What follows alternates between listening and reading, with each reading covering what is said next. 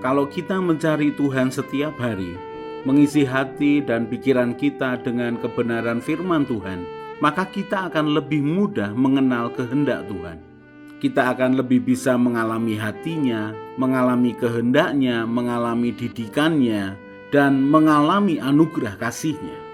Apalagi kalau kita memperkatakan dan melakukan firman Tuhan setiap hari, maka roh kita penuh dengan pengertian akan firman Tuhan, dan jiwa kita akan sehat, karena mental, pikiran, perasaan, dan kehendak kita penuh dengan kebijakan Tuhan. Mari kita merenungkan dan melakukan firman Tuhan setiap hari, supaya hidup kita sejalan dengan kehendak Tuhan, dan hidup kita memuliakan nama Tuhan.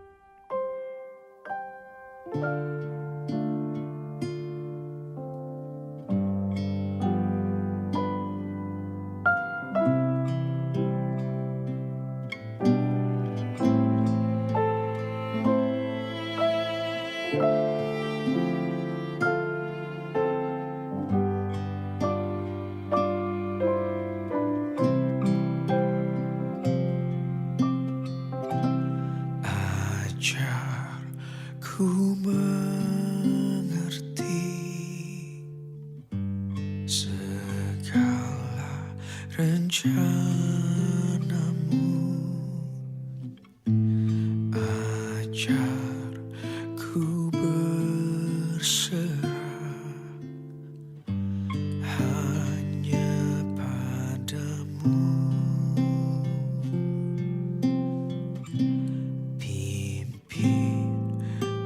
Jalanku dalam terang firman-Mu, ajar ku berharap hanya padamu.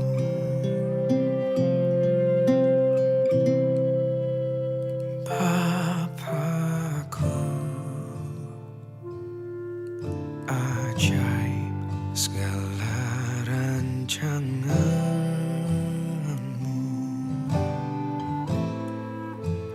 Tuhanku.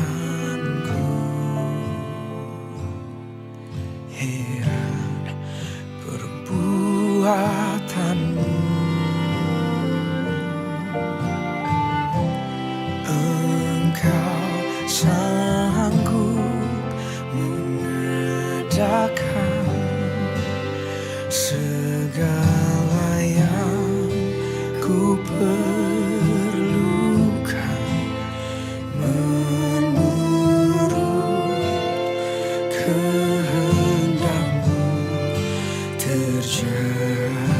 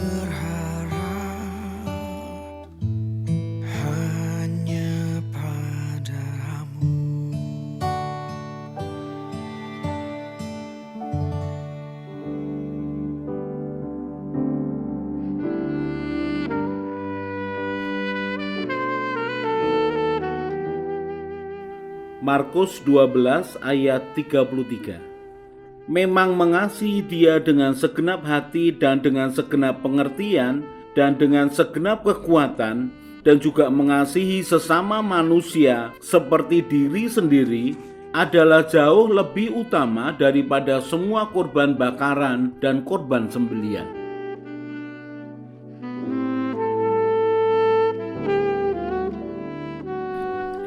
Alkitab memberikan contoh kepada kita orang-orang yang taat kepada Tuhan dan orang-orang yang melawan Tuhan. Alkitab juga menceritakan kepada kita orang-orang yang menuruti kehendak Tuhan, menggenapi kehendak Tuhan, dan orang-orang yang tidak menggenapi kehendak Tuhan. Bahkan Alkitab juga menceritakan bagaimana orang-orang yang dari awalnya mengikuti kehendak Tuhan, tetap berikutnya pada akhir hidupnya dia keluar dari kehendak Tuhan. Atau Alkitab juga menceritakan kepada kita bagaimana orang-orang di awalnya menolak, melawan Tuhan, tetapi kemudian pada akhirnya mereka taat kepada Tuhan dan hidup dalam rencananya. Kita yang hidup sekarang ini bersyukur memiliki contoh demi contoh. Contoh yang baik ataupun contoh yang buruk, bagaimana orang-orang mendengar suara Tuhan dan tidak melakukannya, atau orang mendengar suara Tuhan kemudian mengikutinya. Alkitab mengisahkan begitu banyak orang supaya kita ini bisa belajar daripadanya. Dan ketika kita melihat, membaca akan kisah orang-orang yang menuruti kehendak Tuhan, maka sungguh akhir dari hidupnya jauh lebih baik, indah, dan memberkati banyak orang. Orang-orang yang mengikuti jalan Tuhan akan menjadi bukti bahwa Tuhan itu hidup, Tuhan itu setia, Tuhan itu menolong, Tuhan itu memberkati, dan Tuhan yang menetapkan masa depan. Tetapi juga orang-orang yang tidak baik yang melawan kehendak Tuhan, kita akan melihat bahwa itulah contoh akhir yang buruk dari orang yang meninggalkan Tuhan. Kali ini kita akan belajar perbedaan Raja Saul dan Raja Daud. Kisah Rasul pasal yang ke-13 ayat yang ke-21. Kemudian mereka meminta seorang raja dan Allah memberikan kepada mereka Saul bin Kis dari suku Benyamin 40 tahun lamanya. Ayat 22. Setelah Saul disingkirkan, Allah mengangkat Daud menjadi raja mereka. Tentang Daud Allah telah menyatakan, Aku telah mendapat Daud bin Isai, seorang yang berkenan di hatiku dan yang melakukan segala kehendakku. Tetapi kemudian kalimatnya mengatakan, setelah Saul disingkirkan, Allah mengangkat Daud menjadi raja mereka. Kata disingkirkan sepertinya mengandung niat bahwa Tuhan memiliki kehendak yang jahat dalam hidup Saul. Tetapi mari kita melihat bahwa Saul disingkirkan bukan tanpa alasan. Karena pada awalnya Tuhan merencanakan bagaimana tahta Israel diberikan kepada Saul dan kepada keturunannya.